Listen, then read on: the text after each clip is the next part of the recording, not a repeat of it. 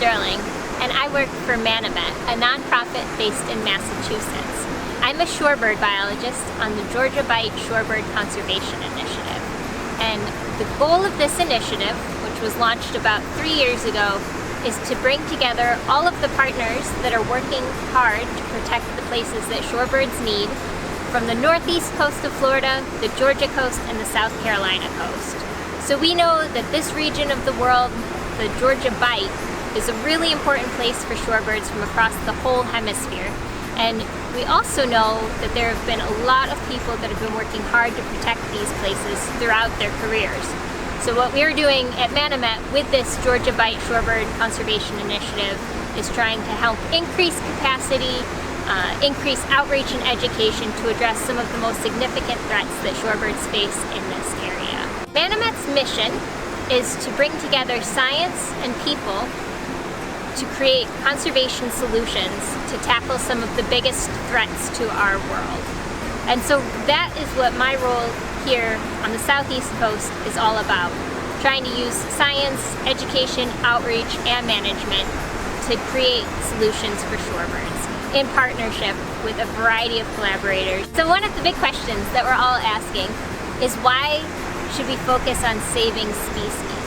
What is it about saving species particularly that creates a benefit for conservation organizations?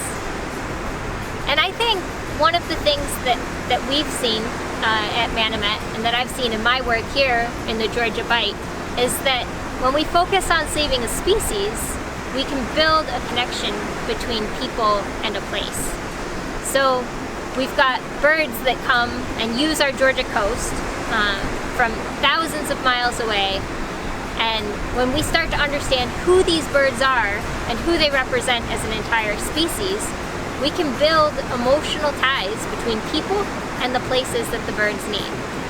And that's really important, because conservation really is kind of all about people, and it's about building emotional ties between people and places, because emotions are really what changes people's behaviors.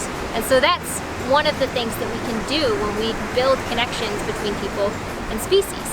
And I think back to particularly an experience I had last spring when I was doing a shorebird survey up at Fort Pulaski near Savannah.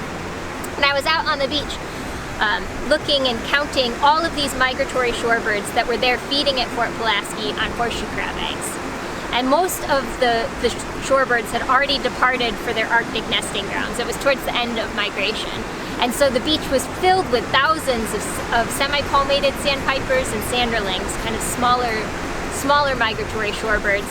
But as I was looking in this flock of shorebirds, I saw one larger shorebird that really stood out, bright salmon color, and it was, of course, a red-knot, which is a federally threatened species that relies on our coasts and on horseshoe crab eggs to fuel its migration of thousands of miles to go all the way up to the Arctic. And so I was watching this bird, and she was looking pretty good. She was very chubby. She looked like she had plenty of fuel to get her all the way up to the Arctic. And as I'm looking at her, I noticed that she had a little orange flag on her leg, and it had a code AX2. And that orange flag meant that bird was banded in South America, in Argentina. And with that code, I could figure out exactly who that bird was.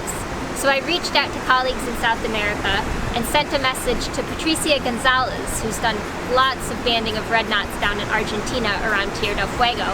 And she said, oh, I know that bird. I banded it in San Oeste, Antonio.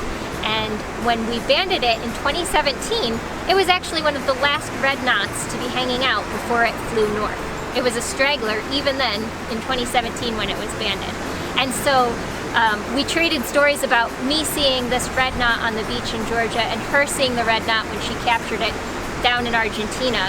And it was just such a connection between both of us working to protect this species, working at specific sites that species needs. And one of the things she said in her last correspondence with me was that the red knot sent hugs on its wings. And so to me, that's one of the values in protecting a species, is we're building connections not just between people who are part of the Georgia coast that need to understand how important this landscape is to a species, but between all of the people across the whole hemisphere that are working so hard to protect these birds. And so So that is an important thing to understand the why. But another important thing to understand is what is needed to save a species. And so I think the story of AX2 highlights it perfectly. The thing that's needed to save a species, especially species like shorebirds that are flying across states and across countries, across the whole entire hemisphere, is the need for partnerships. And that's one of the things that we are so lucky to have at Manomet, is strong partnerships across the whole entire hemisphere with all of the people that we get to work with, including people right here on the Georgia coast, like 100 miles. And so really, without partnerships, conservation of species wouldn't be possible. And they are critical in everything we do, from management to collaborative research projects, to building citizen science and community engagement to get people out volunteering, to count shorebirds, building volunteer programs to talk to people as stewards.